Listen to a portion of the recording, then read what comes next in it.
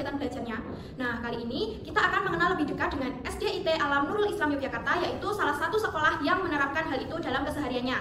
Nah, secara umum di SDIT Alam Nurul Islam Yogyakarta ini itu menggunakan kurikulum nasional sebagai dasar pembelajarannya. Nah, tetapi yang bikin menarik adalah di SDIT Alam Nurul Islam Yogyakarta ini itu menambahkan suplemen nilai-nilai keislaman dalam kurikulumnya.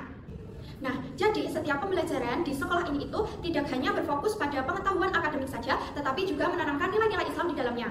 Nah, nilai-nilai keislaman ini itu disampaikan guru dengan cara yang bervariasi dan di tempat yang berbeda-beda, kadang di dalam kelas, kadang di alam terbuka, bahkan bisa melalui kegiatan harian seperti sholat berjamaah, hafalan, dan pembiasaan sikap baik setiap anaknya. Nah, jadi pembelajaran di sekolah SDIT Alam Nurul Islam Yogyakarta ini bukan hanya tentang mendapatkan pengetahuan saja, tapi juga tentang pembentukan karakter yang islami dan cinta lingkungan. Nah, karena menunjang tujuan pendidikan SDIT Alam Nurul Islam Yogyakarta sendiri, yaitu membentuk generasi muslim yang cerdas, berakhlak mulia, dan cinta alam. Hal tersebut dilakukan karena untuk menunjang tujuan pendidikan SDIT Alam Nurul Islam Yogyakarta itu sendiri, yaitu membentuk generasi yang muslim dan cerdas, dan berakhlak mulia, serta cinta terhadap alam.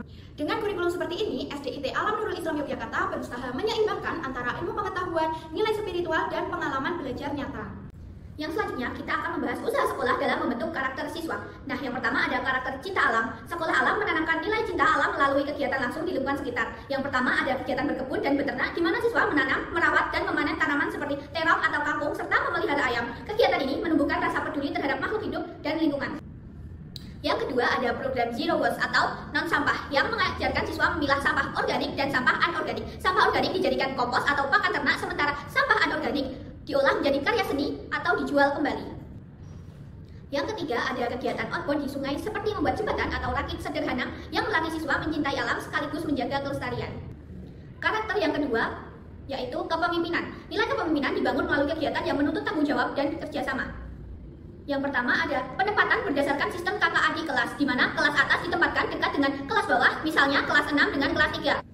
Tujuannya agar siswa yang lebih tua belajar mengayomi, mencontohkan perilaku baik, dan membantu adik kelas. Yang kedua ada kegiatan kemah dan outbound yang mengasah kemampuan memimpin, bekerja sama, dan mengambil keputusan. Misalnya, siswa kelas atas diberi tanggung jawab menjadi ketua regu atau instruksi permainan. Yang ketiga ada karakter kewirausahaan atau kemandirian. Sekolah alam menekankan pengalaman belajar yang membuat siswa mandiri dan kreatif dalam memanfaatkan peluang. Nah, yang pertama ada program rumah kreatif. Tempat siswa membuat karya dari bahan daur ulang atau hasil kebun. Produk-produk ini bisa dijual untuk mengajarkan kewirausahaan. Yang kedua ada kegiatan memanfaatkan hasil panen, di mana siswa memanfaatkan hasil kebun mereka untuk membuat makanan sederhana. Hal ini menumbuhkan rasa bangga atas hasil kerja sendiri dan kemandirian dalam memenuhi kebutuhan dasar. Yang ketiga ada kegiatan makan siang bersama, di mana siswa mencuci alat makannya sendiri setelah makan. Ini menerapkan tanggung jawab, kedisiplinan, dan kemandirian sejak dini. Yang keempat, kegiatan kerja bakti bersama yang dilakukan 2 kali setahun untuk membentuk kesadaran sosial, tanggung jawab terhadap lingkungan, dan sikap gotong royong. Poin yang keempat itu ada akhlak atau karakter. Akhlak atau karakter di SDIT Nurul Islam sudah sangat berbeda dengan sekolah negeri pada umumnya, yang mana ketika kita berkunjung ke SD negeri biasanya siswanya itu langsung menyerbu kita dengan tidak aturan.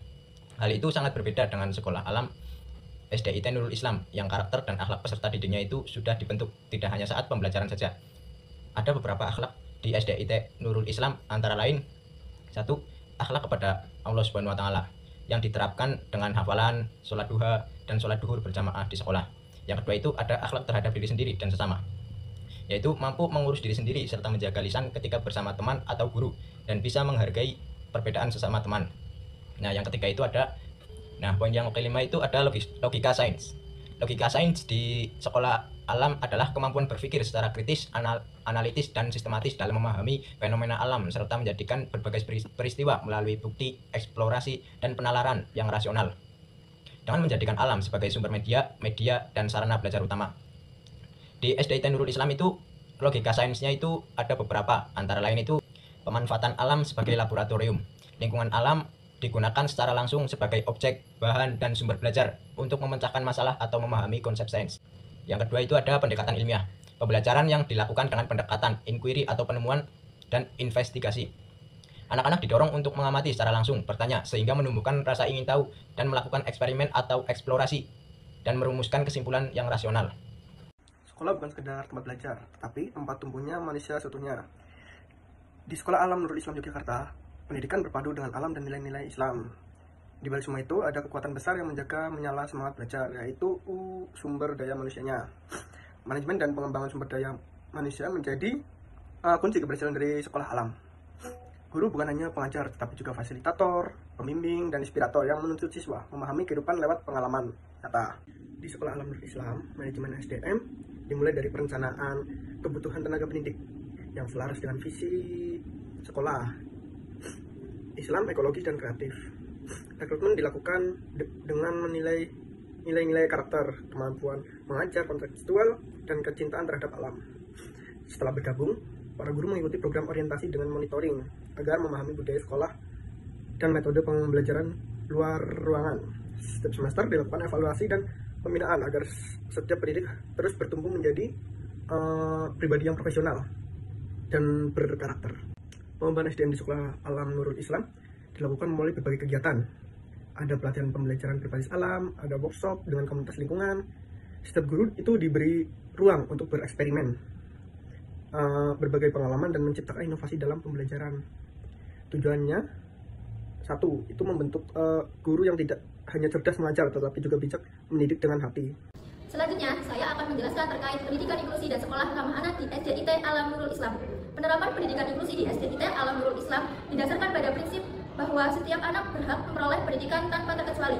Sekolah ini menerima siswa berkebutuhan khusus, namun penerimaannya masih dibatasi. Hal ini dikarenakan pihak sekolah belum memiliki kemampuan penuh dalam hal pengelolaan dan pendampingan yang optimal.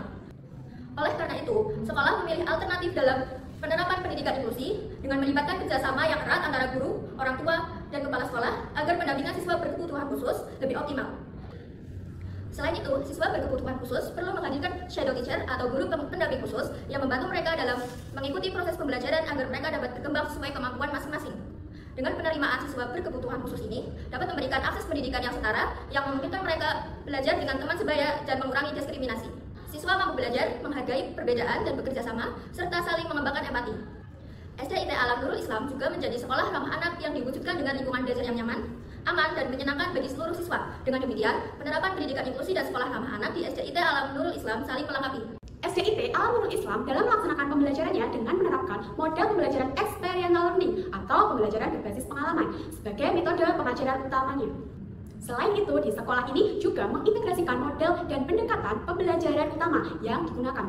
2. Thematic learning atau pembelajaran tematik. Jadi, materi pembelajaran disajikan secara terpadu melalui tema-tema tertentu, membantu peserta didik melihat keterkaitan antara berbagai mata pelajaran dan memahami konsep secara holistik. 3. Contextual learning atau pembelajaran kontekstual. Pembelajaran ini dikaitkan dengan konteks kehidupan nyata dan lingkungan sekitar yang membantu membentuk karakter, peduli lingkungan, dan tanggung jawab sosial siswa.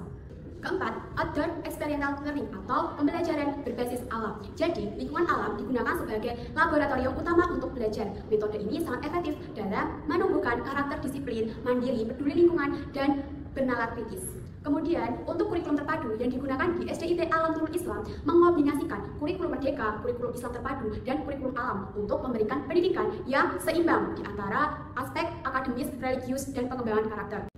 Ruang-ruang belajar di SD Alam Nurul Islam tidak dibatasi oleh dinding yang kaku. Desain ruang terbuka memungkinkan anak-anak bebas bergerak, berekspresi, dan berinteraksi dengan lingkungan sekitar. Setiap ruangan dapat diubah fungsinya menjadi kelas, panggung, atau ruang refleksi bersama.